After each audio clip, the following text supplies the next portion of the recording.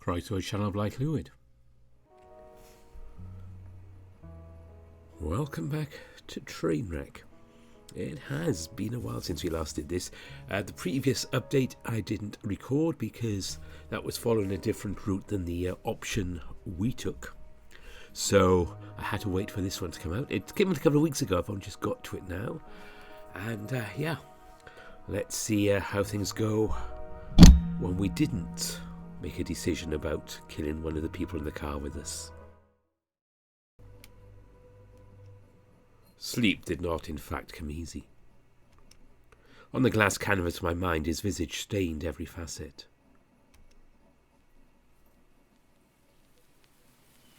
Well, aren't we a surprise?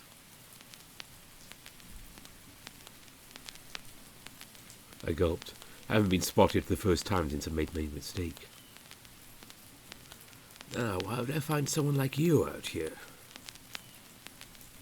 I do not respond. Shucks, you can talk, can't you? I do not respond. You got nothing to say? I do not respond. Well. He sighs and stands up. I guess I've got no choice. I'll have to bring you with me. The passenger seat's a little messy, so give me a sec to clean it up, okay? It ages since anyone's rode in it, and the back is for... I try to leave, but my legs don't respond. They lock up just as they always have. That's not as important. No, when it comes to... At the time I was terrified. I don't know exactly why I was so afraid either. That was the scariest part. His tail swished as he moved some trash out of his car and tossed it nonchalantly on the wet pavement. Oh, score! He turns back to face me. Hey, you hungry? There's still a slice in here. I do not respond.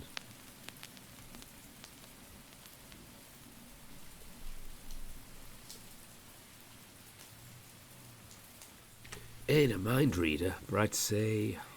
You are. Here. He shoves the cold food into my hands. It was a slice of pepperoni pizza, something I'd become disgustingly familiar with later. I wasn't exactly sure how to react. Looking back, I think I stood there dumbfounded for more than 5 minutes as he went back to clearing the trash from his car. All right, should be good to go. Spilled a bit of slime on the seat, but not enough to really matter. Off on in. You can take that to go. I stared at him. Oh, come on. Your legs work, don't they? It's a little red. I know you can hear me. Can't hide it from me. You've got that spark in your eyes that tells me you understand what I'm saying. Come on. I blinked, dumbfounded. The cold peach in my hands was the only thing keeping me grounded. I'm not sure what happened next. Images blur of him standing across from me, beckoning. My legs attempt to move and I fall over. The pizza hits the pavement and lands in a puddle. He picks me up. I'm flying.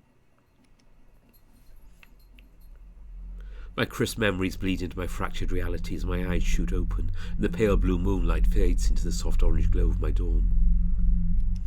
Right from one nightmare to another. I press 2 fingers to my L-gear. 15:21. Graham's meeting is at 1400. I still have time. I briefly considered spending it here, but I decided to my better interest to check and see if Jude is okay.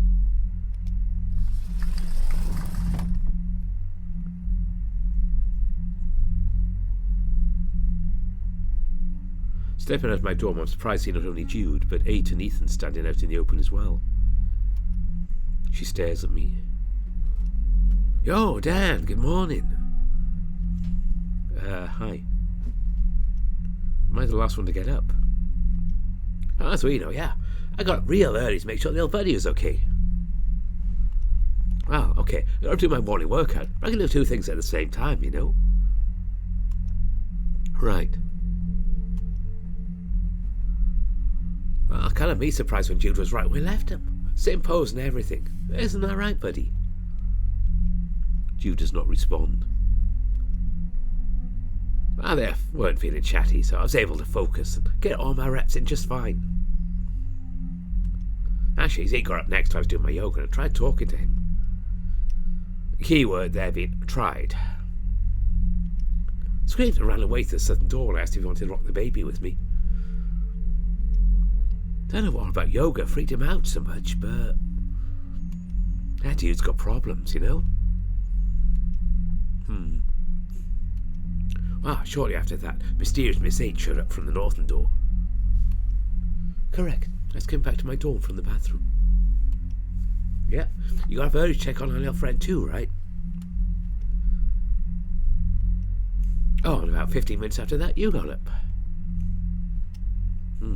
So everyone is accounted for except for Graham and Ikuro. Right, Sharky. He went through the southern door of the party car, the way that Dr. McCancy. That's the room Graham, Ezekiel, the doctor and I woke up in. It's a connecting car kind of feature in the main entrance. It was sealed, obviously. Was it the same for you guys? In what way? That the only door that opened upon scanning the gold authenticator was the door leading to the party car. Correct. The southern door didn't budge. So Sharky couldn't have gone too far when he went through that door. It's a possibility, but not the only one. Remember what the conductor said?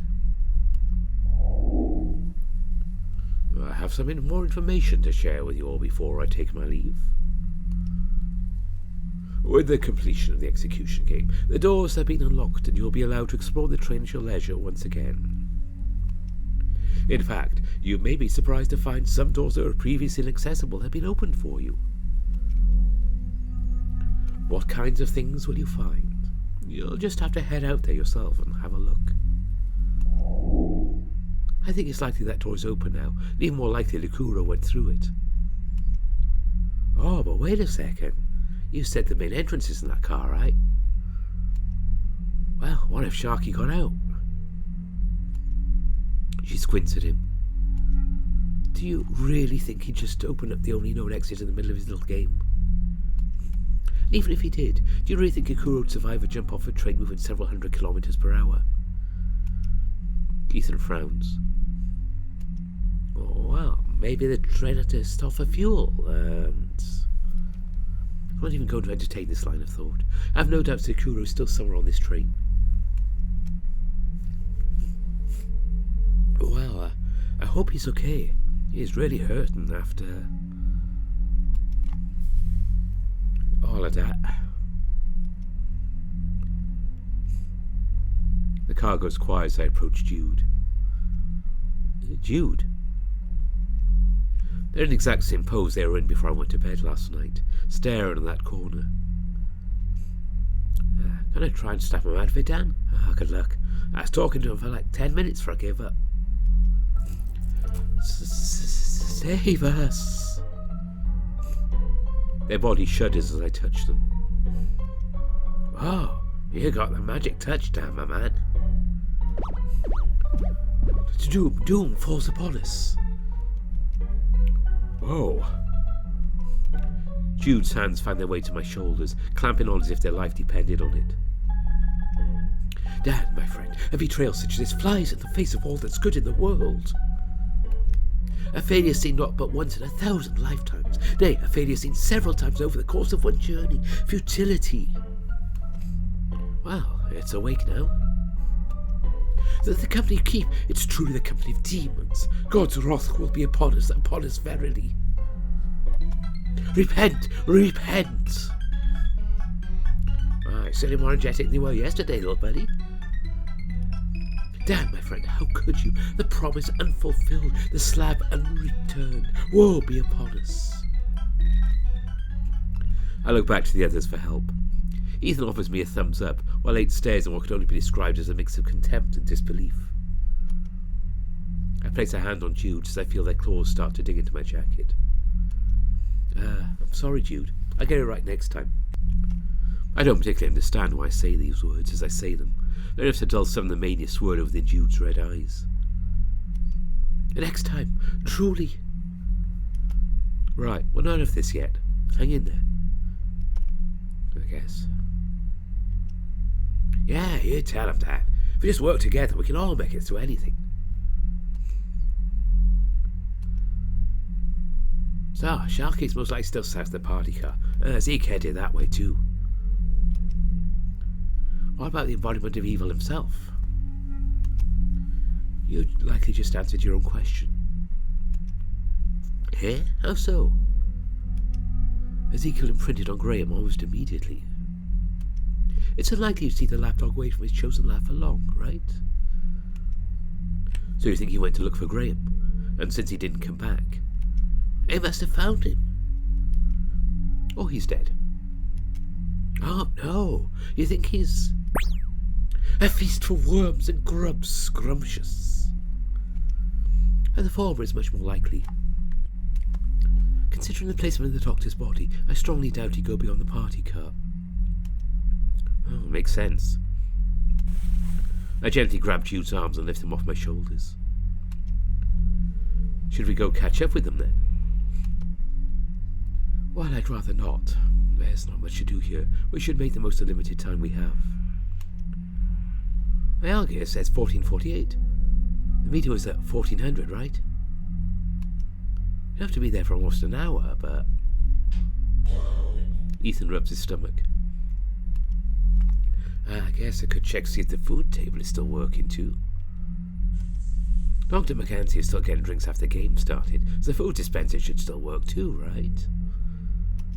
You guys must be hungry. I shake my head. Not particularly.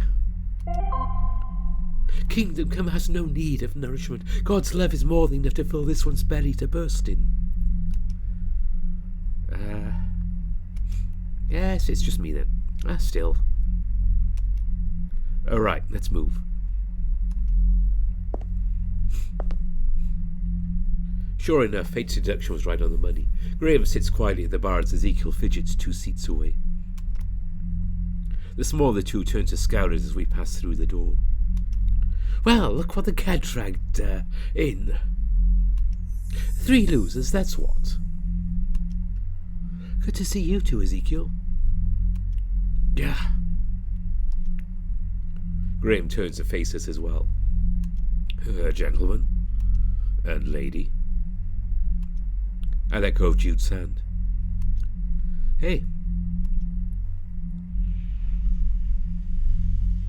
Well, at least one of you has got some manners. Sleep all right, Dan?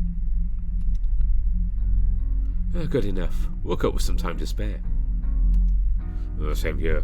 Can't break my habits even in a situation like this. Woke up at the crack of dawn. Or at least I assume it's the crack of dawn. Did you find a window? Oh, no such luck. It's just something I feel in my gut. Waking up saying to him every day for years is a tough habit to crack. So you're the first one up then? I assume, yeah. Didn't see nobody but the ferret, and he didn't respond when I tried to talk to him. Oh, you could have knocked on my door, Mr. Poulter. Nah. I don't see anybody till I've had my morning brew. If I wasn't missing a newspaper, my morning would have been much different than usual. Like a meeting's, while strange, isn't an awful feeling. Well, you know what they say about idle hands. What was that, Mr. DeFelice? Speak up a bit. Oh, I'm sorry. Planning your business deals is an essential part of your morning. So how are you going to miss your meeting about flattening the redwoods of the northwest? How about the border setting the Gulf on fire? The call of Bering, Colorado and avalanches, or... Shut up! Graham raises a brow for letting a soft chuckle. Relax yourself, son. Yeah, but Mr. Boulder. Graham takes a sip of his coffee. Well, I took the liberty of checking out if the facilities still work this morning. Well, we're in luck. They appear to be fully operational. Yeah, we're not going to starve to death. Isn't that great? So the conductor himself is cooking our meals for us? Funny, but no. The stations are unmanned. It's a modern convenience aboard a luxury train. Yeah, and since everything's prepared by an algorithm, we're probably not getting poisoned or drugged or... No more than we usually are. No, I can't complain. Got my brews, just missing my news. What about you folks? You gonna eat? Well, are you gonna eat anything, Mr. Boulder? I ain't particularly hungry. Well, I for one could absolutely fuck up a plate of pancakes right now. Neo New Jersey style. What makes them Neo New Jersey style?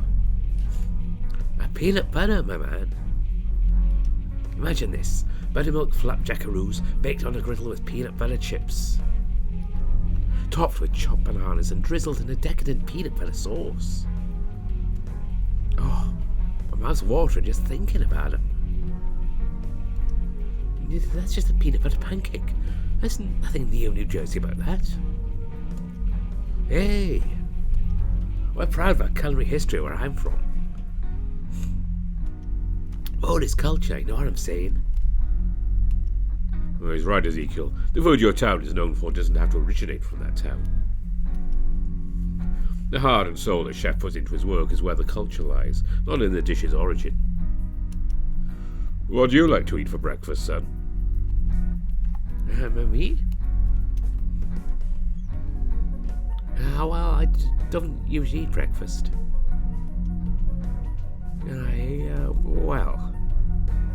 I'll spit it out, boy. Eat? I've been on tour for the last 2 months, so I haven't had time to sit down and eat. I usually stroll out of bed and chug a Red Bull. Right, no wonder you got no meat on your bones, son. I just don't have time. Graham shrugs. What about you, Dan? What strikes your fancy? I was hoping he wouldn't turn it to me. I was thinking the whole time they were talking, and I couldn't figure out what to say. You got a favourite breakfast, don't you? I really like oatmeal. Oatmeal? What are you, a horse? Loud laughter explodes out of Ezekiel. Yeah, not cool, man. Don't be racist. No, I'm Dan.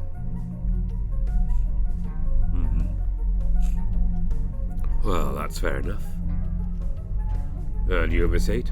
Or have you forgotten your breakfast of choice? No. She turns away from us. I'd rather just not say. The Sheba wipes a tear from his eyes as his laughter slows down. Look at these losers. Pancake Boy, Oatsy the horse that missed nothing burger. Pancake Boy? Oatsy? You can't just expect us to have the same good taste as us, right, Mr. Boulder? Hark! Yeah! Ezekiel flies out of his seat and crashes over on the other side of the bar. Ah, where did you go, messenger of God? I don't think Zeke is carrying any messages from God, Jude. An angel stood before us. Could you not see his magnificent feathery wings? Real buddy, Zeke don't got no wings. If he does, they're definitely vestigial. Looks like if little Jesus freak ain't immune to a catchy ad campaign.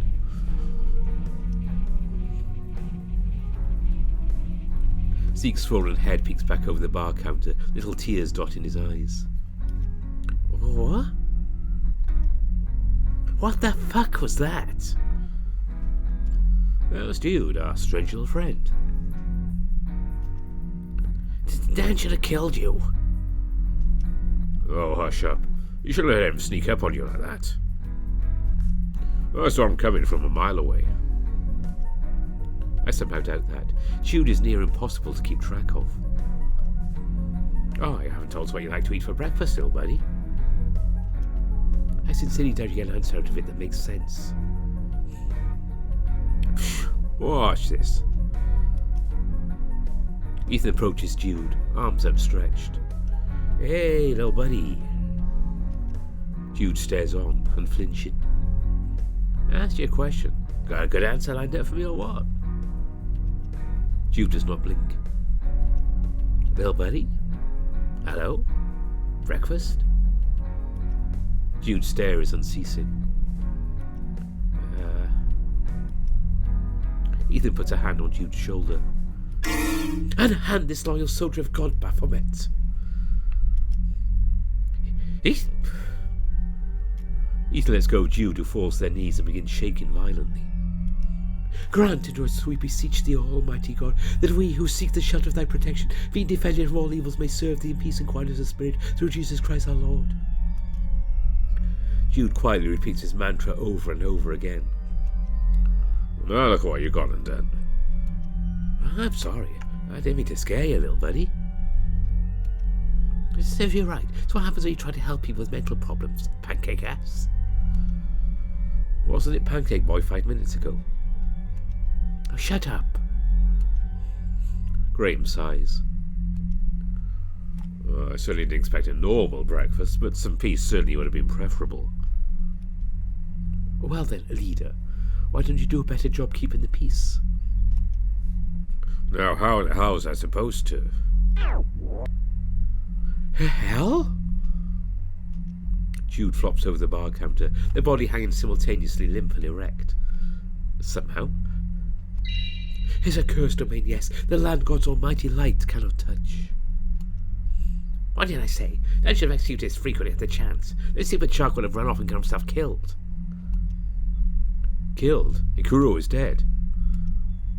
Oh, well, duh. He's still here, so he's probably dead. Isn't that right, Mr. Boulder? Graham sips down the last of his coffee before responding. No, sir. Don't go spreading misinformation. Did I go searching Mr. Reich this morning? Yes. Did I find him?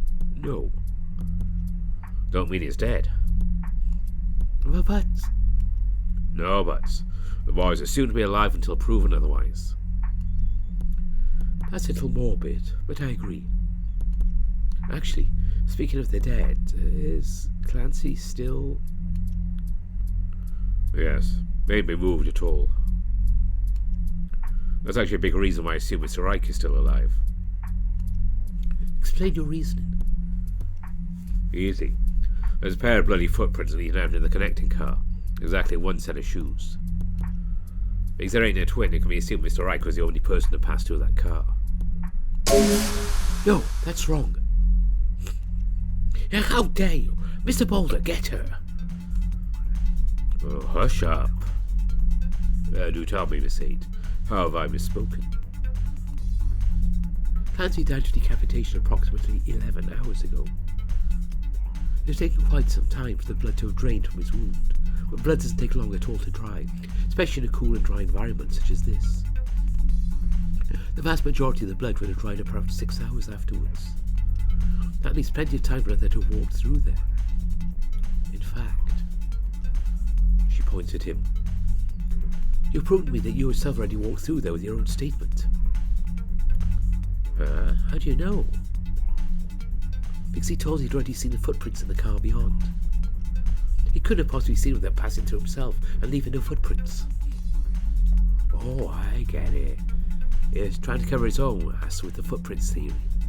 Make it look like he couldn't have gone past Dr. McCancy's body without leaving a pair of footprints himself. Right on, lady.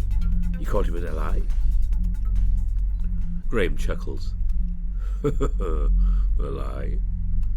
A very bold accusation, but I've done no such thing. Well, why'd you lie about the footprints thing? You could have gone past the body any time for 6 hours after he died and left no trace. Graham shakes his head. I never gave any such time frame, and even implied myself that I went looking for him past the good doctor's body. I was simply implying that nobody had gone after him before myself. And why say it at all? To mislead you. Graham never confirmed or denied he'd gone past the door. He kept it vague on purpose so you'd come to the conclusion he wanted you to on your own. Just in case you hadn't noticed, most of the things he says are phrased that way. I ain't never told you all a lie, have I? I've simply shared the information I gathered in hopes we're able to survive this sordid affair. Thank you for the information.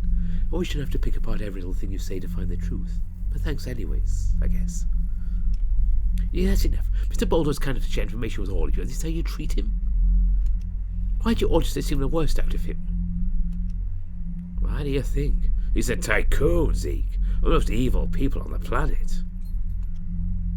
No, you're wrong. He's...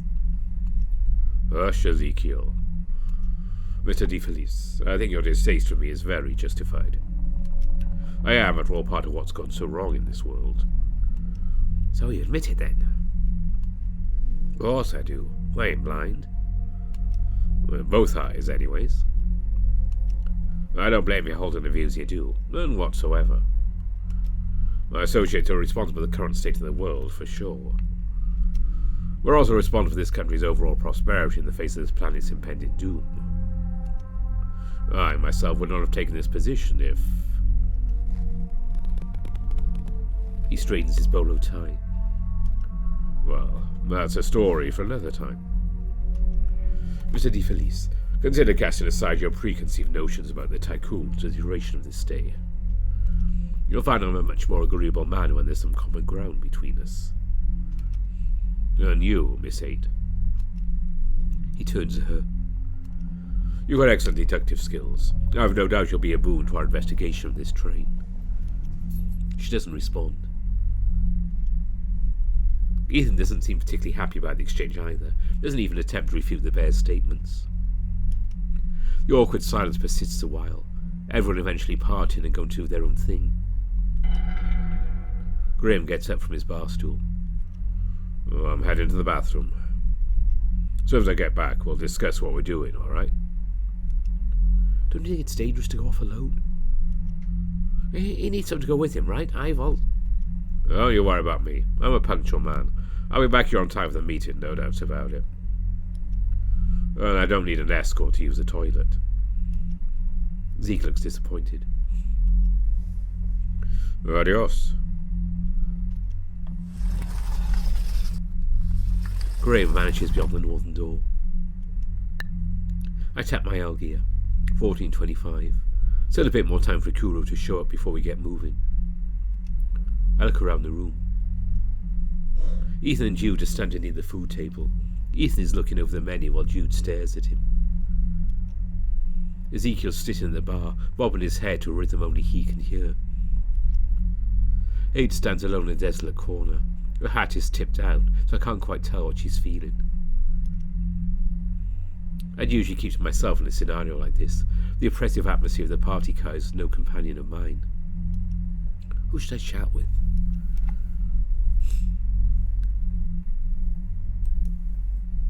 I make my way over to the food table. Hey, Ethan. Hey, oh, Dan the man. Good to see you, cuz. You come out here to order breakfast too?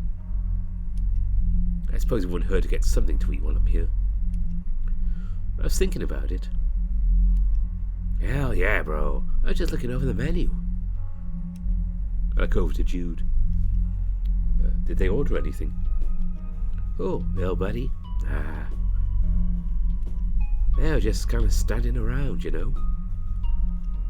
Oh, little buddy. Want me to get you some food? Jude does not answer. Bud? I guess they didn't answer what their favourite breakfast was earlier, eh? You know, right? Yeah, you know what their favourite thing to eat is? The divine blessing of Brendan? No doubt. My hand shoot to cover my mouth. How the fuck did I remember that? What? I don't know. It's just something they said to me earlier. I have no idea what it could possibly be. Freaky. Ethan squints at the menu. I don't see anything like that on here, though. Tough luck. I bet ordering something there is like asking a restaurant for nice tea. Catch my drift? No. Oh, don't get me started. Actually, don't get me started, because it's story time. So, back in Neo, New Jersey, basically everyone went out to eat would give you a nice cold kombucha if you asked for it cold, right? I guess. Right. So, I do a lot of travelling, you know. And over in Cali, I got no problem getting a nice combo from literally anywhere. Sushi, burgers, ramen, everyone's got that sweet cold shit. He's sick you've never been before, Dan. Can't afford it, so my brothers run the coast. We're tight like that. Anyways, I went to a music fest in Cali for a month. It's pretty great. Meet lots of friends there, party. I have a great time. It's chill. Time to head home, so I hop on a train and go straight home. We get laid over to Nebraska. Nebraska, Dan. There's a long-ass layover, too. I got to chill out there for 2 days because someone jumped onto the tracks. They triggered the train's automatic suicide prevention measures or something. So I figured, alright, time to check out the local eats. I ain't just talking about the hookups in the area. Nah, man, I'm hungry. So I think to myself, what's the best way to experience the local culture? That's a trick question, cuz it's a diner. Diners are my bread and butter, brother. You can immediately tell the quality of a town once you tour the local diners. So, as I was saying, a diner, cute little place. I sit my camera ass down and I move them, look over the menu. Know what they got to drink, bro? There's Coke. All they got is Coca-Cola, bro. The waitress comes over. Well, it's more like I flag her down, right? But anyways, she comes over. Lioness, real pretty lady. Might be over 60. Anyways, so I was saying, ask her what they got to drink. She says, we got Coke, honey. The old way. What in the hell is the old way, you ask? Turns out this place still sells that shit in cans. Can you believe that? I crap you up, Dan. Anyways, I know to get what I need. I gotta put on the charm. So I says to her, whose clit do I gotta flick to get a nice cold booch around here? I didn't look too happy about that one, man. So I put it more plain like I say, I need me kombucha. I'm dying over here because I ain't had my fix yet. Now, bro, let me tell you, she was just as confused as before. Comp who now? As if she didn't even know. That means she probably didn't know, Ethan. Okay, but that's messed up, man. Like, I give I went to Wyoming, and they didn't know. And Nebraska's close enough to the East Coast. Do you think they get it with a picture already? So anyways, I'm explaining the concept to her. It's like tea, right? It is tea. Right, that's what I told her. So she went back to dig around she could find any. So she comes back 50 minutes later, says, you're in luck, I found one. And what does she put on my table? Bro, she puts a tea bag and a mug on my table. You asked for tea, didn't you? It ain't the same. So what do I do? Well, I ain't a monster, man. I say thanks, order a burger and choke it down dry. Burger's pretty tight, I gotta say. Good balance of chup and mayo. I say my thanks and leave a generous tip, since she went out of her way to get me something off the menu. But I said I had my fix at this point. I can feel my gut microbiome going to the pits, and I ain't talking about Pittsburgh. So what do? I go to the next cafe I find, short walk away. Sit my ass down, talk to the waitress, and what do I get? They ask me, what, do you want me to make you hot tea and put ice in it? The gall, Dan, the gall. I hop from cafe to cafe, ain't none of them got my fix. What the hell has this country come to? Personally, I choose to blame Mr. Damastel Salter for the state of this country. Was that supposed to be a pun on Graham Arnold Boulder? Anyways, the rest of my layover wasn't too bad. Met a cute jackalope who knew how to use his tongue just the right way. We're talking. Ethan is interrupted by a ding as the table produces a stack of pancakes on a plate that looks entirely too small for them. Hey-oh, my flapjackaroos. He observes the pancake. a sour look creeping across his face. It just ain't the same to be back home, man. Despite his hesitation, he perks up as he digs in. I can't expect the best when it's a robot making them. Well, what are you going to do, eh? He offers me his fork with a slab of pancake piece to the end. I want a bite, cuz? I'm good. I step back from the table. Oh, you're leaving already? I nod. Yeah, I'm not actually very hungry. Alright, I'll tell you the rest of that story later, man. I should get into the good part. Right, I'll do that. That's 10 minutes of my life I'm never getting back. I think I've got enough time to talk to one more person. Let's talk to 8. Might get more sense out of it than Ezekiel. I approach 8, though not directly. I inch my way across the room, sure to height myself enough to talk to her. I take a familiar pose, leaning on the side of the corner with my hands jammed in my jacket pockets. Classic cool guy pose, just like he taught me. After a solid 5 minutes of standing like that, she lifts the brim of her hat. Does the early onset scoliosis have you feeling moody? What? I'm joking. It's a joke about your posture. Why are you standing like that? It's bad for your back.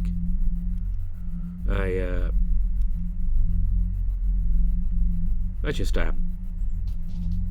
I slouch, therefore I am. No.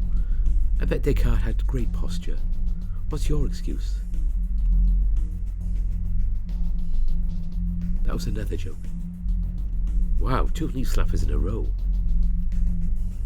I think if you slapped your knees, you notice how much they were shaking right now. Oh, you noticed? Of course. I know what a seizure looks like when I see one. It's clear you aren't having one. No, if I had to guess, it's more a generalized anxiety disorder.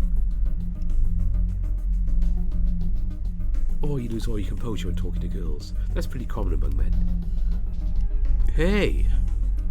Of course, I can't be making you nervous for a reason that has nothing to do with my gender identity.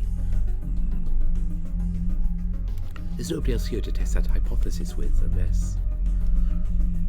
Do you think Ezekiel would protest if we tied him up and put him in a dress? Maybe not if Graham asked him to do it. We both chuckle. Speaking of Graham, actually. She shakes her head and points at Ezekiel, whose ears have shot up since we last looked at him. What if he's a 2-ply or a 4-ply kind of guy? The Shiva's ears somehow become even more erect than before. I'm vetoing this topic. Fair enough. So, you've got total amnesia, huh? She shrugs. Total amnesia isn't a diagnosis. Retrograde amnesia is what I'd assume. So my semantic memory is unaffected as far as I can tell. Hey, Dad. Yeah? Let's say you have a standard deck of 52 playing cards. What's the chance of you pulling any specific card in that deck? Well, that's 1 in 52. Congratulations, you just pulled the 5 of hearts. What's the chance the next card you pull is the 8 of spades? Well, it'd be 1 in 51 since you've already drawn the first card from the deck. Correct. So using that information, what's the probability of pulling both of these specific cards in sequence?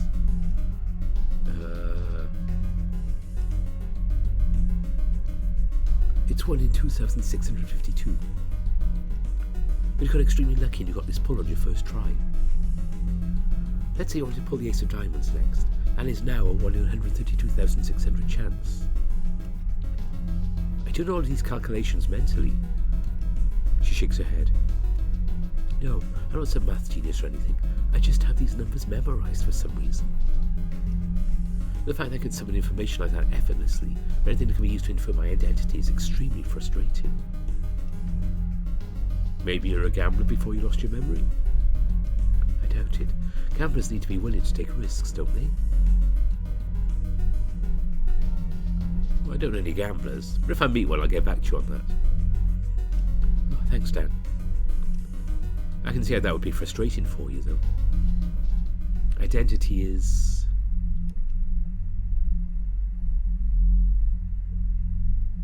Right. You really should consider standing up straight. I believe it was Kant who said, "Oh, shut up." We both chuckle again. It's at that moment that Graham makes his reappearance through the northern door. Sorry for the wait, folks. Ready to get it rolling?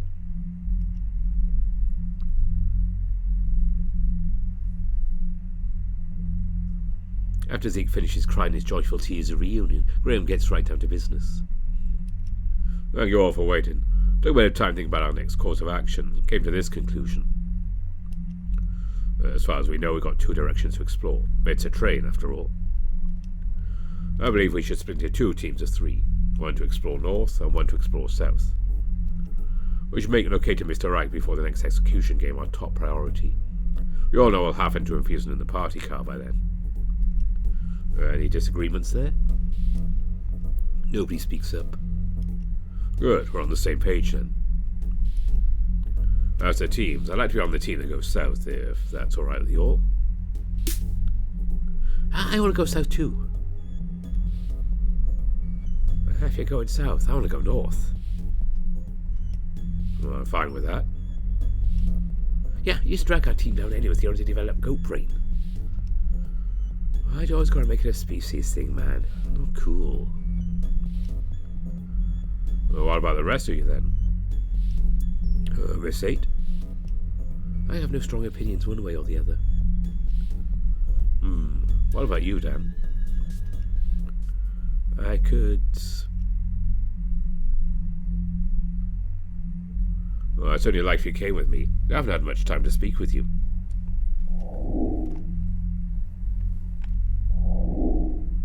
I don't know if I can. I jump as 8 puts her hand on my shoulder. It's all right. I'll fill that 3rd slot. Graham looks unimpressed.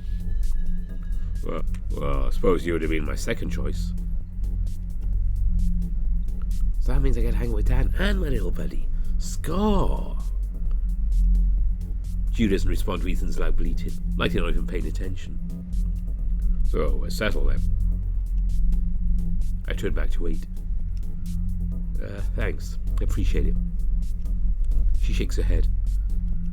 Don't worry about it. Try to split up, okay? Those 2 will be counting on you. What?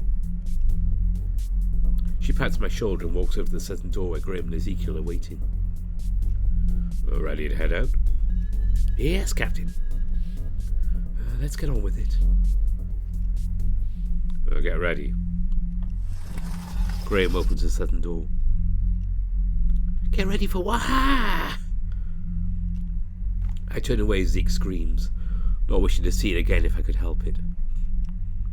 Come on, let's get a move on, otherwise you'll get left behind. I'm coming. 8 only sighs. As soon as the sound of their footsteps are cut off by the door closing, I turn back around and see they've all gone through successfully. Ethan seems a little frazzled. Glad I didn't look again. Right. We should probably move too. Yeah, we're going north. Well, buddy, you coming? Jude doesn't respond. Jude? The ferret snaps from their trance. Friend, has dawn finally broken? Shall we ride at last? Ride? What are we riding? Ethan giggles. You look like you know a thing or two about riding, Dan. Well, what's that supposed to mean? As death upon his steed, we too shall trot into our dark future. Have faith and strength will follow. Yeah, what they say. Don't agree with them.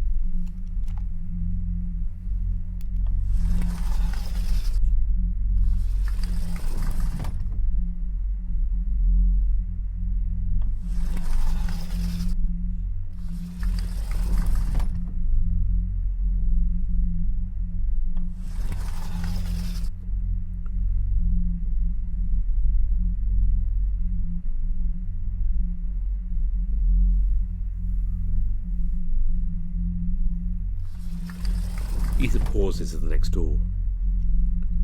This room's a lot like the car before it. But following that logic, the next one should be a car we've never seen before, right? I don't respond. I know from before all this happened, there should be another quiet car through there.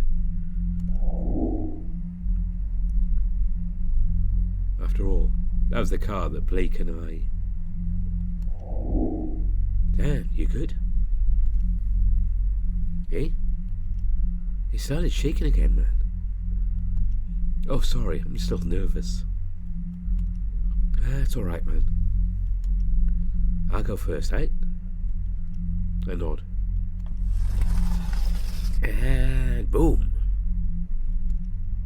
Ethan touches the algae to the door and it opens.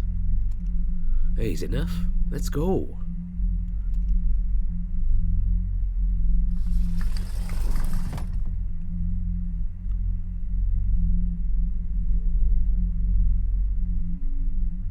Just as I thought, the second quiet car, though it seemed darker than before. Maybe a light had blown out since we got captured. Ah, that was uneventful. It's just another quiet car. Yeah, I guess so. Oh, this is a good thing, right? Wasn't Sharky always complaining about how loud everyone is? Maybe he came here. He kept both hands around his mouth. Hey-oh, Sharky! Ethan shouted and falls flat against the design of the room. No echo or reverb responding, only the deathly quiet. I hear a quiet shuffle behind me and see Jude fall to their knees in prayer. Oh wait, these doors are probably soundproof, huh? We should check some of these booths. Be careful. This place feels weird. So you felt it too? The normal cadence they say that with catches me completely off guard. Jude? The devil himself has laden this car with his unholy presence, lavishly. Ah, that's more like the Jude I know. Ethan stands in front of one of the dorms. Yeah, Sharky, have we got clothes on for coming in? Do you think they'll leave a note? Yeah. Is that... No, it's just a mannequin. Look at the joint, see?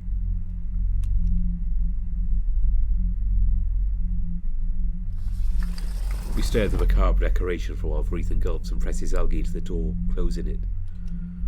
I should probably check out these other ones just in case, yeah? I give him an unsteady nod.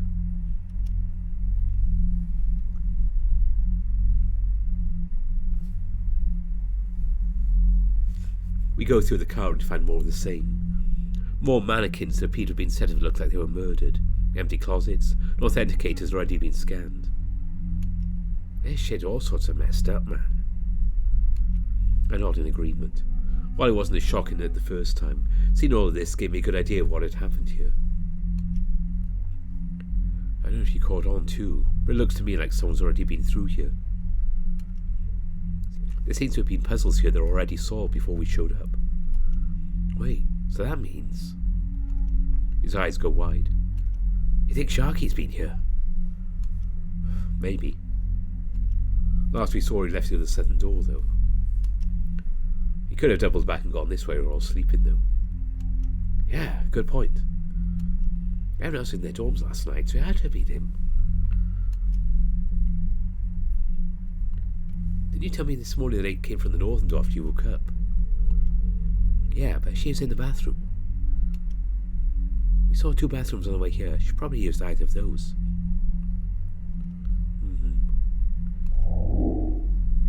Was she being honest when she told him that? He seems to believe her. Graham also went this way earlier, but he's only gone for about 30 minutes. Ikuru's location is unaccounted for. June never went to their dorm last night either. Is there someone else on the train with us? Oh, I guess this room could just be designed to look like it had puzzles already been solved to mess with us. Oh, that makes sense. Sounds like something that conductor guy would do, yeah? Hark! Jude stands up, seemingly finished with their prayer. Dan, my friend, I've failed yet again. Eh? What do you mean, little buddy? I've tried to sanctify this place. My voice cannot reach him here. We must leave before we fall to evil, hastily. I don't mind evil. I would like to keep moving. This room definitely feels off. And, I think it's unlikely. Ikura may be ahead. True, let's keep moving then.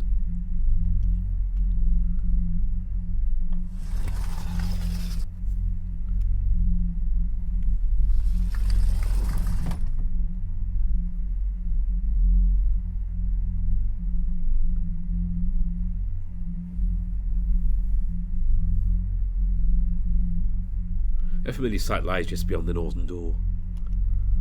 Actually, one of these things been in every car. Well, that's probably why it's called a connecting car. It connects other cars. It's not the feeling we're looping endlessly between the connecting car and the quiet car. Don't I know that feeling? Once I went backpacking in the southwest, a lady friend of mine wound up circling back around the same small town 3 or 4 times. Thought we were cursed or something. A curious case indeed. I'm breaking the cycle now. I press my algae to the northern door and it opens.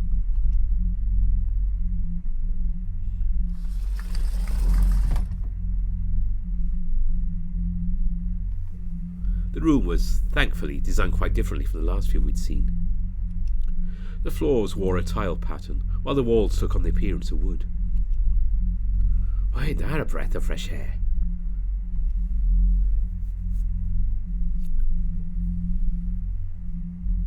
I take a slow and steady step around the corner. Looks like a hallway.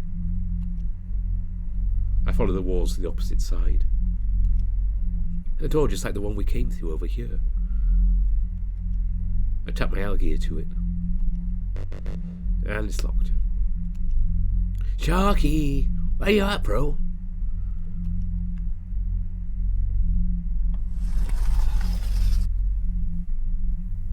I turn back around the corner as Ethan walks through the door situated in the middle of the hall. Ah, hold on, we're not supposed to split up. I quickly spot Jude meandering on the other end of the hall and grab their wrist, pulling him into the door along with me. Oh, Dan, check it, it's a shower. I don't have time to look around before the door closes behind us and an ominous click echoes from it. Well, that sounds bad. I tap my algae to the door. Oh wait, are we locked in? I try it again. Oh shit, let me try. Ethan presses his own algae into the door. A bit of colour drains from his face. Damn. Maybe Jude can...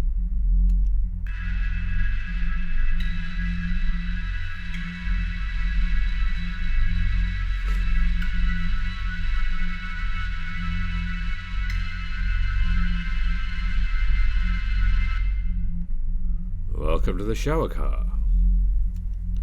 Have your travels left you dirty, dishevelled and broken? Well, you can wash away all of your problems here on our first-class shower. Seeing as you're locked in here, you may as well wash up, don't you think? What? Let us out of here, man.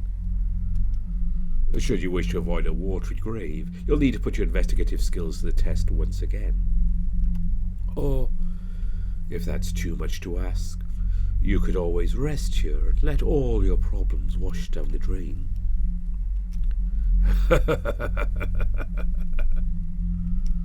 Ta for now. The three of us stand in silence for a moment until it's broken by Jude. Oh Lord, thou hast granted us the means to wash away the sins of the wicked. Praise be. Thy nourishing rain falls upon the good, while evil withers under thy torrential downpour of love, saturated. I don't think this is a good time, Jude. Don't panic, everything will be okay. He says the way out here, right?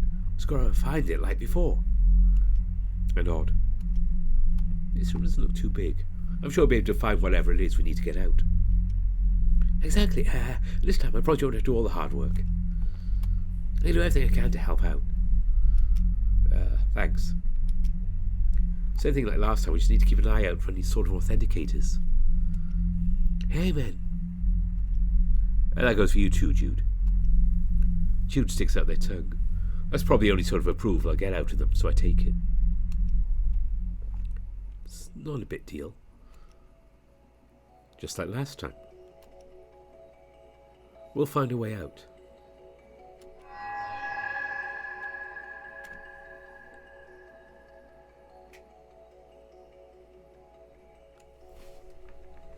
Okay, so I took a break from recording to actually skim through this and work it out without you having to watch me struggle to do everything. So we're going to quickly have a look through here. There's some relevant things here. I'm not going to explain everything. But let's take a look at the poster. Well, this certainly stands out. Oh, he's marrying Rex Lanxess, killer bot. Sorry, who? Oh, he didn't meet him at the party? He's a really nice guy. He's a pretty famous fitness guru. Grew up in Southern Waste and made a bigger name for himself as a young adult. He's crazy about working out, man. Dedicated his whole life to chiseling his bod. To be fair, your body's appearance is pretty heavily reliant on your genetics. I know what he preached about healthy lifestyle and exercise. Very few people are able to achieve his look. So wait, saying it wouldn't be that weird for a poster him to be here? Oh, his shower kind of looks like a gym shower, so I guess not. He actually has merch like this. He's even got his catchphrase on it. What catchphrase? Strive? 5? Nah, man, strive 4-5. Get it? 'Cause he's got 4 fingers up. That's, dumb. Cool, I guess. What's it mean? That's his workout routine. 5 push-ups, 5 sit-ups, 5 crunches. That doesn't sound too bad. 5 pull-ups, 5 squats, 5 lunges. 5 curls, 5 presses, 5 raises. 5 box jumps, 5 half squats, 5 step-ups. 5 rows, 5 hands, 5 minutes of planking. And he capped off with a 5-mile jog. That, and you do 4 more sets of all of that after for 5 total. Jeez, no wonder that guy looks like that. Yeah, man, 10 years in appearance like that is almost entirely genetic. Bodies like that are unattainable for 98% of people. Don't let that discourage you from giving working out a try. In a simple right routine every other day will do wonders for your health. Yeah, right. Regardless, this poster is very suspicious. I should keep it in mind.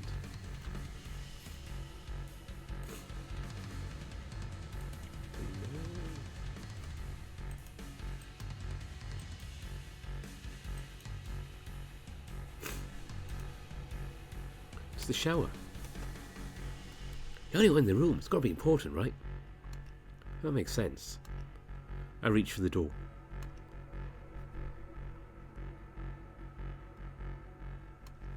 I'll be honest, I wasn't expecting it to actually open. I always have some hassle anyways. I step inside the shower.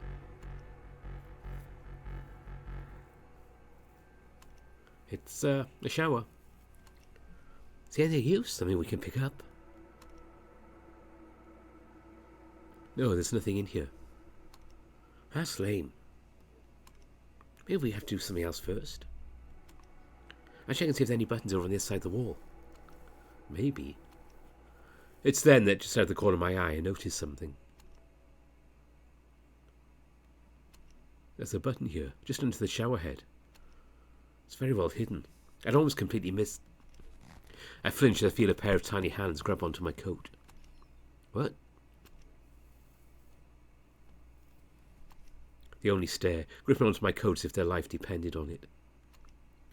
Jude, what are you doing? Oh, I didn't see any buttons or nothing. I had an idea about what we could do.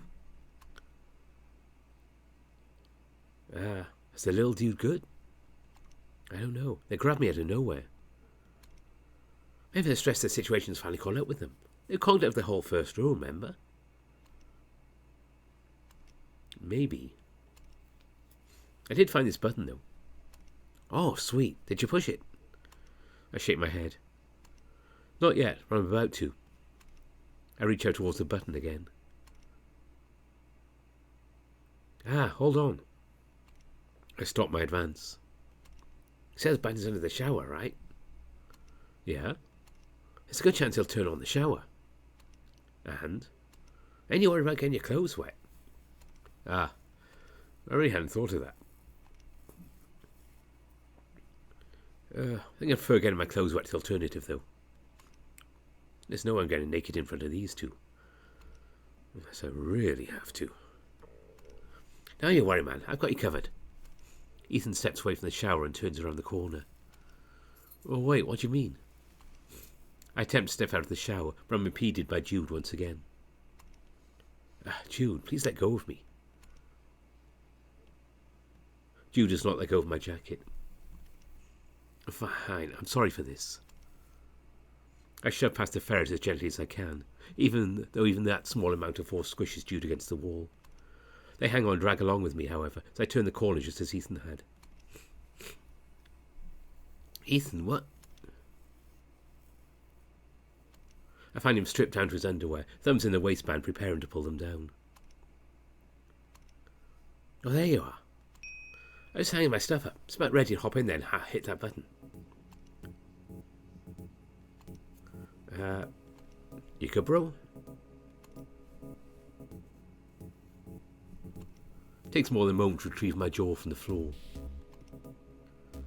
Good Lord, what is going on in here? How was that, bro? Can you keep your underwear on, please?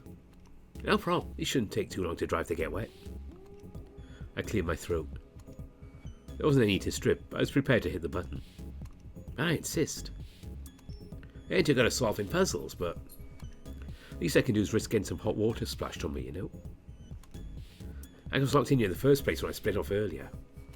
And I still owe you big time for leaving you alone at the party. So please, let me help out however I can. Alright, you can push the button. You won't regret this, Dan.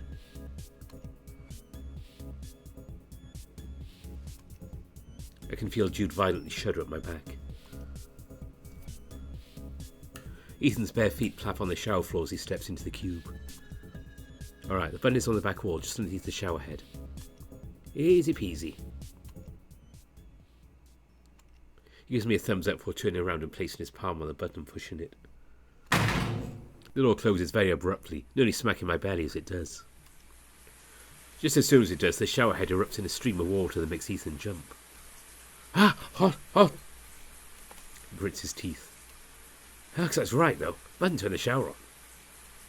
Not just that. The sound of machinery whirring to life comes from my left. It's a table or something. Something else catches my eye almost immediately. It's the gold authenticator. They're identical to the one that opened up the previous room too. This had to be it. Oh, sweet. Let me turn this off so I can come take a look.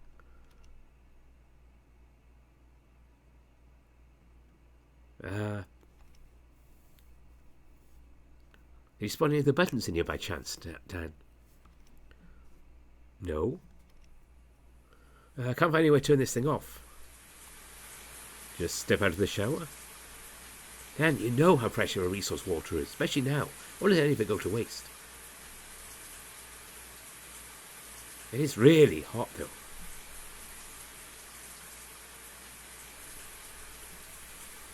Ethan presses against the door.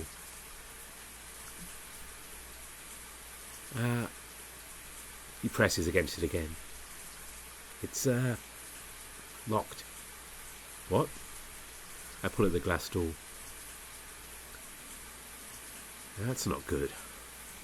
You sure there isn't some kind of release mechanism in there? I checked everything in here. Once I pushed that button, it didn't pop back out again. It's just me, the shower head, and the drain. So it's like this is just another part of the greater puzzle. Yeah, there's a way to unlock this door, just like the other one. Thankfully, it's just a hot shower. Well, it's still hotter than I'd like, but otherwise harmless.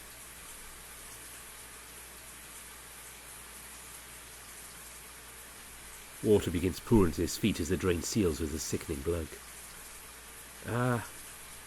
That's not good. Oh, the rider comes.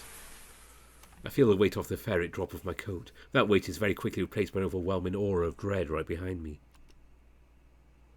Hesitant as I am to tear my eyes from Ethan, I turn to face the source.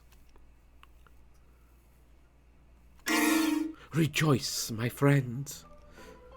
Jude's voice takes on a serious tone as the intense miasma of hatred swirls around this soft little body. Heavy will be the blade that falls upon this villain's neck.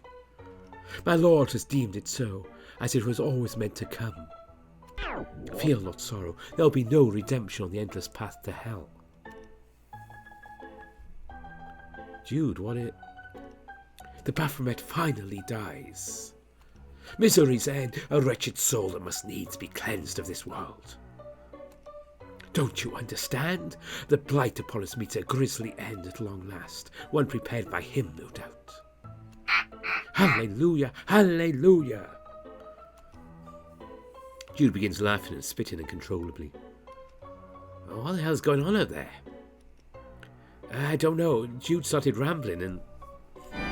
Don't you get it, demon? He has decreed that you die now.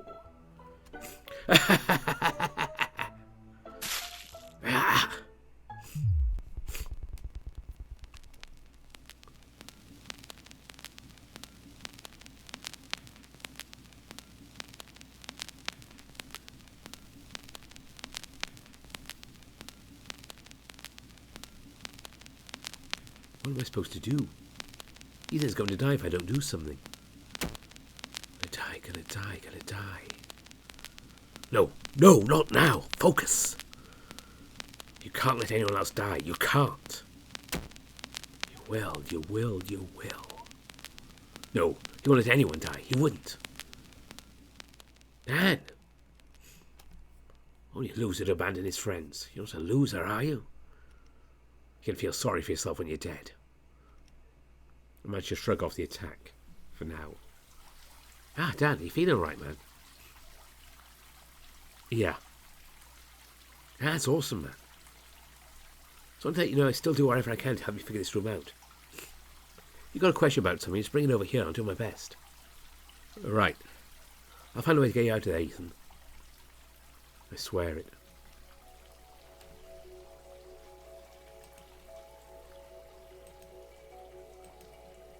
So we have a colour puzzle. This is an odd little thing. 5 buttons total. Simon says repent, sinner. Anyways, let's try to push these.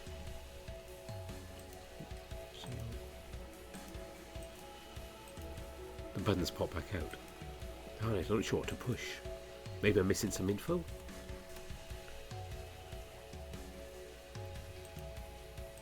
It's shut tight. Well, it's a locked locker. Nay, it's a coffin. Based on these inscriptions, a low-ranking knight is buried here. The inscription? You mean the 7 painted on it? Right. Even knights of lowly status usually buried with their lowly variables, you know. Are you advocating for grave robbing, Jude? Perish the thought. No child of God would even consider such a heinous act. Well, if this thing opens up, there certainly may be something valuable inside. Try again later. Ethan left his tank top here after he stripped earlier. It's a sort of typical casual sort of outfit. It's not the sort of look someone would go for an upscale party like this, but I'm not one to talk.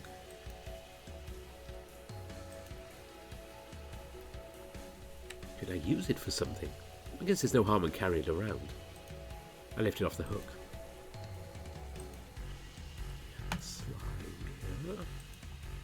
It's you. What is that?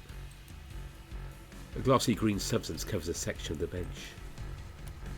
It's cold to the touch and doesn't lift when I try to grab it. In addition, there appear to be some markings carved into the bench. 5 lines. Alas, these are not tally marks. Okay. A tally no. That's not even clever. However, let me try to clear this away. Doesn't even smudge. Interesting, it doesn't coat my fingers as I pull away. This doesn't work like any kind of algae I'm familiar with. I step away from the bench. So let's try Ethan's tank top.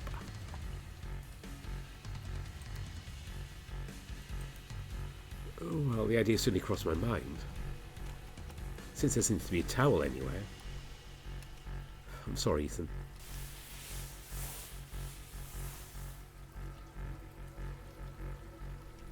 Well, it worked. I take a look at the now clean bench. First and only thing I notice are 5 scratches embedded in the wood where the slime once rested. The rest of the bench is otherwise unremarkable. Is it really worth it? I set Ethan's now slimy tank top down. Hopefully it dries by the time he escapes.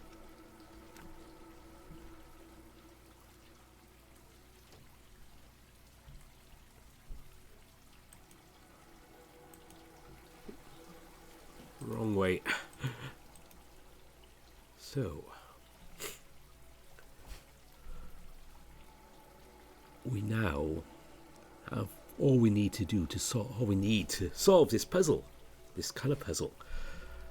And like Ellery Queen used to do in his early books, here's the challenge for the viewer. You have all the information.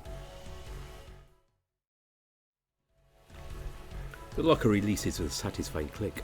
Yeah, I didn't show you the answer. Yes, it's open. God's love is evident through you, friend.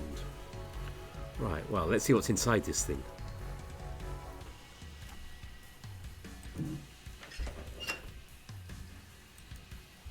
Upon a pedestal I find it's a glass. Nay, a chalice. No, it's not the right shape to be a chalice. There are lines and symbols I don't recognise on it. So at times like these I really regret not having an education. I know someone who probably has. Hey, Ethan. What's good, broski? I show him the glass I found. I found this glass. You know what kind of glass it is? Oh, did you never have a science class before? It's a beaker, used to measure liquids. Oh, I don't recognise any of those symbols. From science class or the world in general. Wait, what did you realise? Dude, what if they're alien symbols? Well, thanks for the advice. I'm going to head back over there now. Please tell me if you see any aliens. God knows if they're taking over. So this thing's a beaker and Ethan doesn't recognise the symbols. Don't I can figure out what to do with it. New World Order! I'm choosing to ignore that.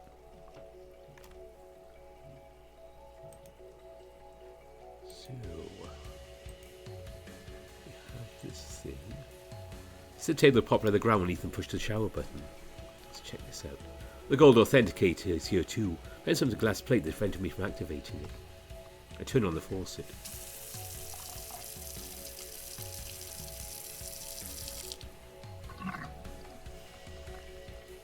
Water and faucet glugs down the drain successfully. The sink works just fine. So because I used... The whole setup is very suspicious. I need to definitely mess with this thing some more. To measure liquids. We have liquids from this faucet.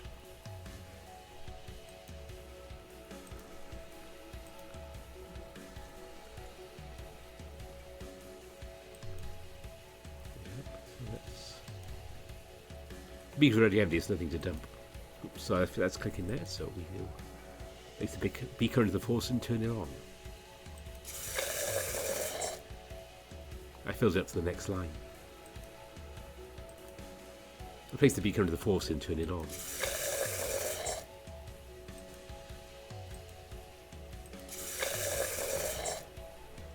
Filled it up to the next line. So I know this is round. I place the beaker on the empty slot. I hear something click on the inside of the room.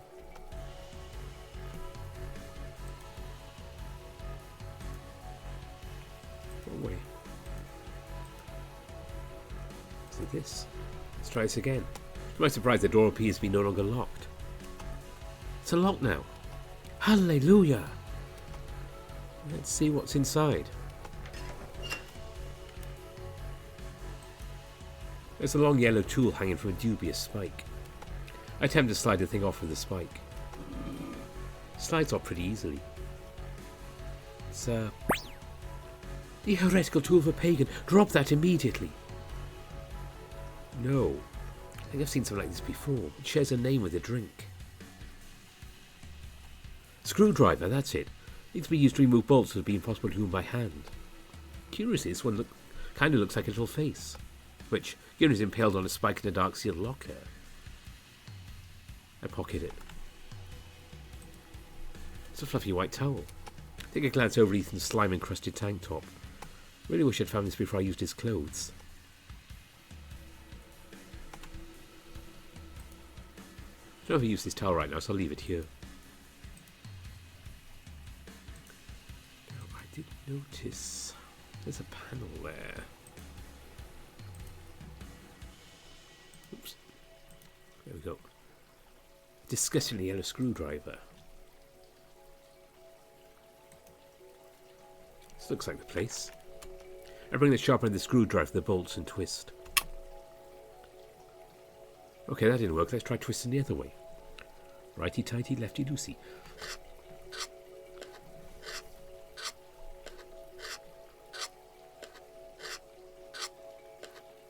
It's loose. Panel slipped off the wall easily enough. I set it to the side. The prize revealed, and it's another beaker. Ah, Bucius, bask in the holy light, my friend. Don't see what's so holy about a shitty fluorescent light, but whatever. I grab the beaker. Unlike the other one I found, it featured a bunch of symbols never seen before. If it takes long to figure this out, Ethan will. Step away from the wall. Oh my god. I can't help but gasp as I see all but his head submerged. You don't. His voice strains the attempt to smile at me, his arms pressing against the roof of the cube. Yeah, I'm here. Cool, I'm hanging in there. Thought it'd be worse. One thing this hot water just got me feeling a little sleepy. Ethan, don't go to sleep. Please just hang tight. I'll get you out of there. Alright, all you want. His speech is cut off by the water sloshing up and covering his mouth for a brief second. Oh yeah, man. So I'm completely submerged. I'm almost out of time. Real quick, Dan. If something does happen, I just want you to... No, no ifs. I'm going to get you out of there no matter what, so hang on. His smile never fades.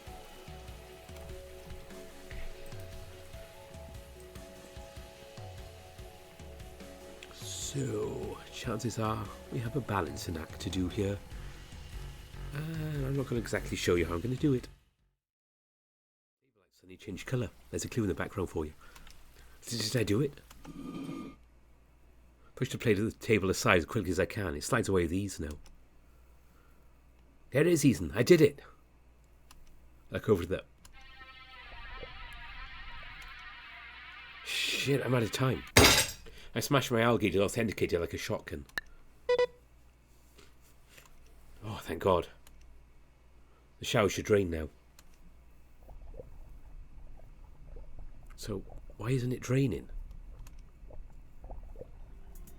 My short-lived relief is completely drained away as panic sets in anew. I jump back to the table, suddenly sinks back into the floor.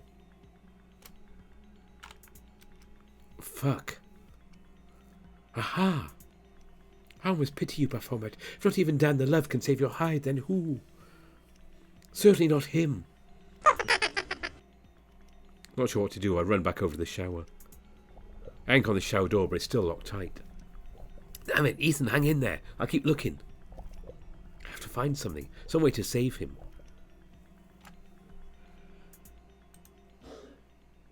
Is there really nothing I can do? I just have to leave him here? I leave him so soon? Don't you want to watch as the demon passes? I'm not giving up. I just don't know what else to do. I'm not giving up on him. I want him to live, Jude. I don't want him to die. Oh, wait, the hallway. There's something out in the hallway that can activate the drain. I smash my algae against the door.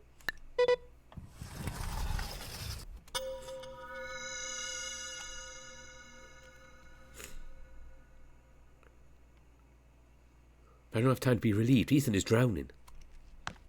Turn to the hall and begin my frantic search for anything.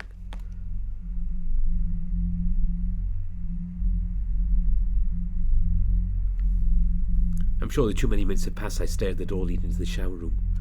My search was pointless, a complete waste of time. I sensed some measure of hope in my heart on my third scan of the hallway that I just missed something. But there's nothing out here. I have no doubt in my mind he's been dead for some time already. No, he may as well have died when he pressed that button. The very same button I was about to push. It could have been me. It should have been me. There's no use shrugging off my despair anymore, right? I held it back the entire time I was searching. Now it attacks me with its full power. Waves and waves of despair crashing over my battered body.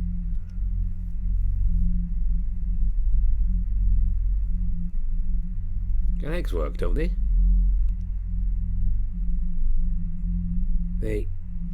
I gulp. I need to get Jude. My trembling arm presses against the door.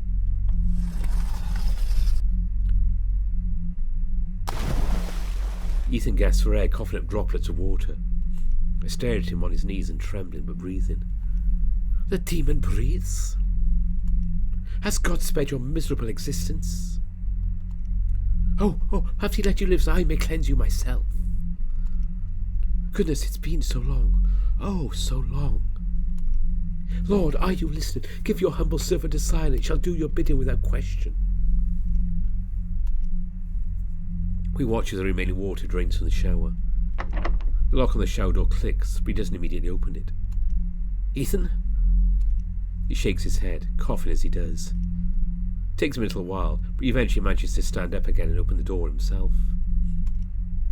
He turns his head to me but avoids eye contact. Thanks, man. Oh yeah, another one. He stumbles a bit, but I manage to catch him before he falls. Hold on, I'm going to set you down on the bench, okay?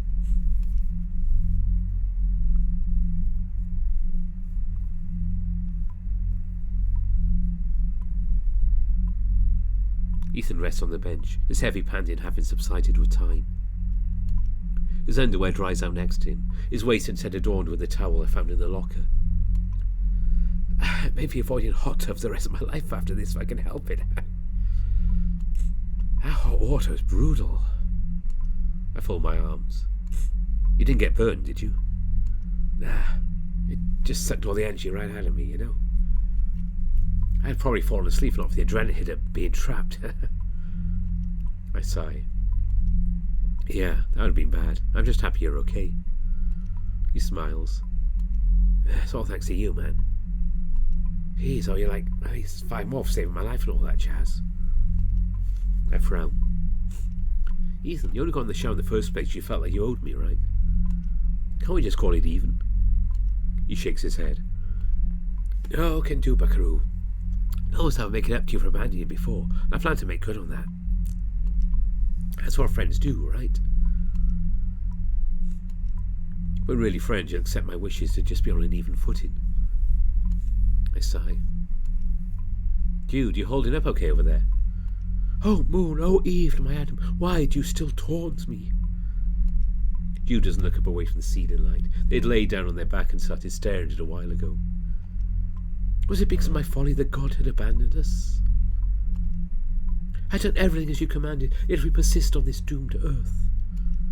The thread of fate is severed, and yet I still serve a purpose. God's design is cruel, yet beautiful, prophetic. Hey, Dan. Huh?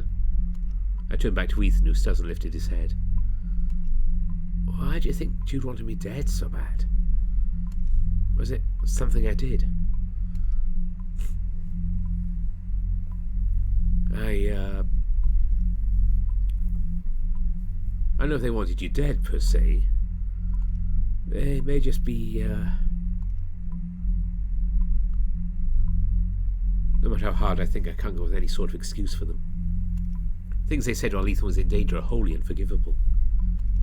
That's okay, man. You don't have to answer for them. I've been thinking about what the conductor said yesterday. When he called out my number, he said, the others may not enjoy your presence as much as you think they do. I sort of brushed it off at the time, but Hasn't left my head for even a second since he said it.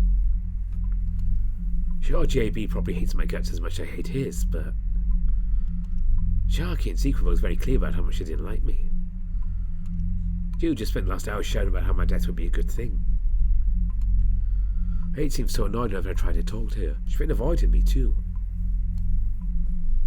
Even Dr. McCancy, before he grits his teeth. Dad, I swear I'll make it up to you. I don't respond, even though I feel like I need to. I never know what to say. Thankfully, Ethan starts back up with a chuckle. Sorry, man. Got my brain fried. I only found a towel, cuz walking around in soggy undies sounds like a chafing nightmare waiting to happen. Yeah, I'm glad too. I wrung them out as best I could. They'll probably still need a bit before they're dry. Of course. Can't go anywhere like this, anyways. Did you see my, yeah, I did.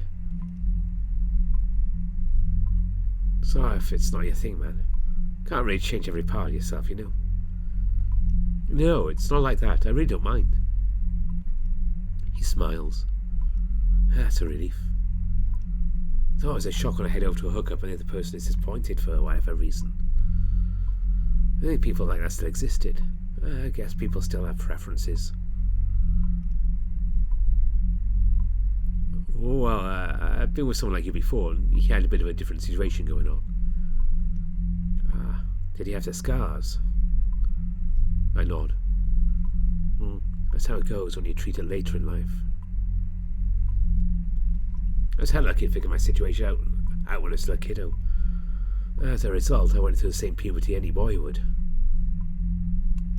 Mom and Pa, they had their problems. They always put me first. I'm a lucky guy. Try to remember that when I'm going through a rough patch. Things could always be worse, so I gotta be glad for what I got. I see a tear briefly form in his eye before he shoves it back into the duct with sheer willpower.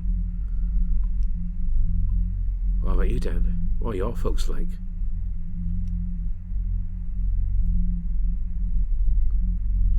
You don't have to talk about it if you don't want to. I don't mean to pry.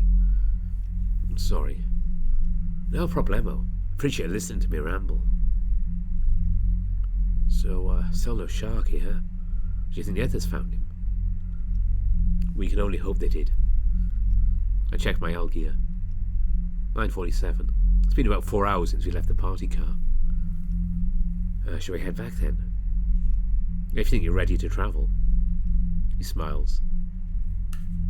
Hell yeah, cuz. He stands up somewhat abruptly, gripping his towels doesn't fall from his waist. And, your underwear? He grabs them from the bench. These feel pretty dry to me. I'll get dressed real quick. Don't the others be too hyped to see me in the buff. Good idea. I turn away from him. Tell me when you're done. On my honour. Honourless beast. Thank God Jude said that too quietly for Ethan to hear.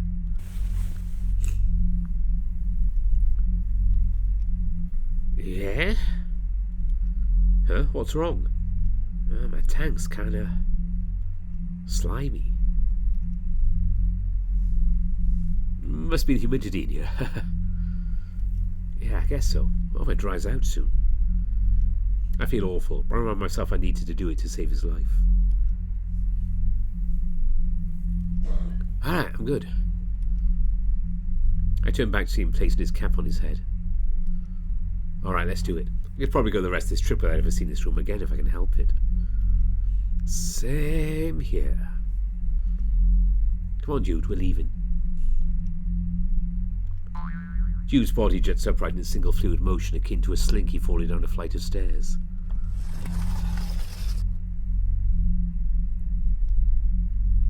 The trek back to the party car is uneventful. I was worried when I stopped to take a bathroom break that Jude might go back to being weird. They seem to remain mellow. How's the piss, man? Don't ask me that. Roger, Dodger. I press my algae to the door to the party car.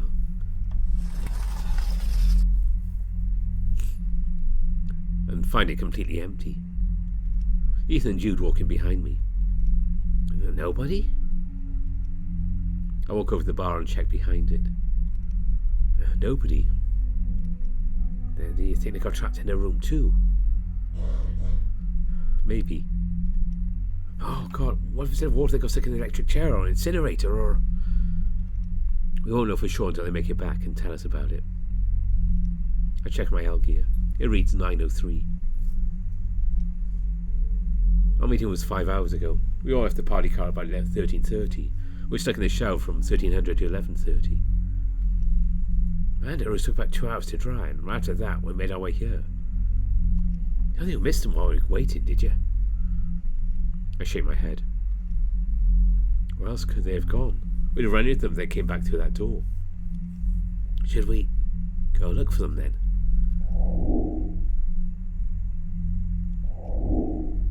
No. We should wait for at least a few hours. We may risk getting stuck again ourselves. I don't think it'd be a good idea to explore any further till we rendezvous and exchange information. So then, all we can do is have faith the others will be back. And they found Ikuro as well. Right. Oh, Sharky's a handful. Bet that's why they're taking so long. You don't think JB's hurt him, do you? I shake my head. Despite everything Ikuro said to her, I don't think Age would let Graham hurt him. Yeah, good point. It's a good thing she went with him. Ethan's eyelids briefly flutter as he trails off. Oh, everything okay? He blinks. Yeah. Why don't you drink some water? That hot water probably dehydrated you. Yeah, good idea. He sits down at the bar and taps the screen. Jude, meanwhile, wanders to the corner of the room. Jude? Nary a job for a knight of my renown, but I do it for you, Lord. Second of the afternoon watch, and all's fine. Jude salutes to nothing in particular. Right. The bar makes noise as Ethan's cup of water rises out of it. Damn, no ice. He attempts to sip his water, but gags on it a little bit. What's wrong? He coughs. I'm not sure. I'm just not really in the mood for water, I guess. You still need to drink it, though. You're probably dehydrated. Yeah. His hand shakes. He attempts to choke down more of it. Ethan? He puts the glass back down on the table. Sorry. I'm going to drink it. I'm just a little rattled right now. Everything's sort of catching up to me now we've had a moment of rest, you know. I nod. Do you want to go back to your dorm and take a nap, maybe? You look dead tired. I can't. We've got to wait here for the others. I could wake you up when they arrive. I don't want to hear you knocking on my door. I'm a really heavy sleeper. I can only get up on time when I stick to routine, you know. If I go to sleep in the middle of the day, I could be out for 4, 8, 12, even 24 hours. I know what happens if any of us miss the deadline.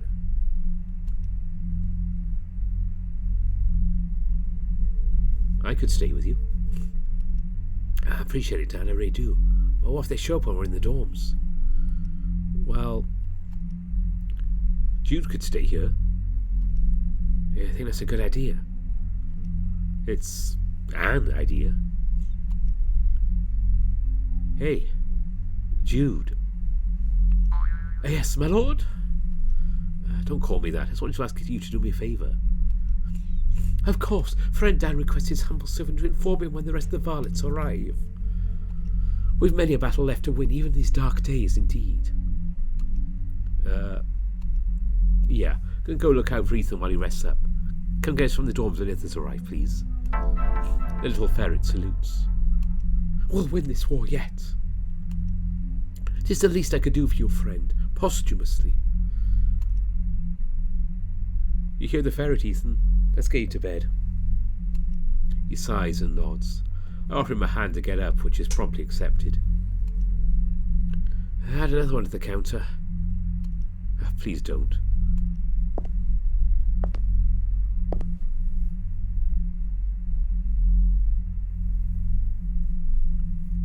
Along the way, we agreed it'd be a better idea to use my dorm so we don't get stuck in his if he can't wake up. I tell him I doubt he's that heavy of a sleeper, but he shows me it's a valid concern. We sit on opposite sides with Ethan leaned up against the wall. Nice place you got here. Looks the exact same as yours. Your bed's a little less hard than mine. They're the exact same. He chuckled softly. Maybe it just feels nicer when you share it with someone else. Maybe. Do you want some more water? I offer him his cup. He declines it with a shake of his head. Alright, I'll keep it over here with me until you want it. Thanks again, Dan. I had a really tough time going to bed last night, but now... never mind. I'll tell you later. If you say so. I ain't shared a bed in a while. Last time I did, the dude lit a cigarette after I'd fallen asleep, and I woke up to bed made a fire. Scared the hell out of me, it did. I mean, we haven't smokes anymore. That would have fashioned decades ago. Well, actually my ma smokes, but she's got a real stressful job, you know. I'm never in bed, that's just dumb. Anyways, this dude is real lucky he was kind of handsome. Otherwise I might not have invited him back the next 10 or so times. And you know what? What? Well, that answers my question. I checked my gear. 8:26. I let him sleep a few hours and hope he's more willing to drink some water after some shut-eye. In the meantime, I start counting the tiles in the room. 1, 2, 3, 4, 5.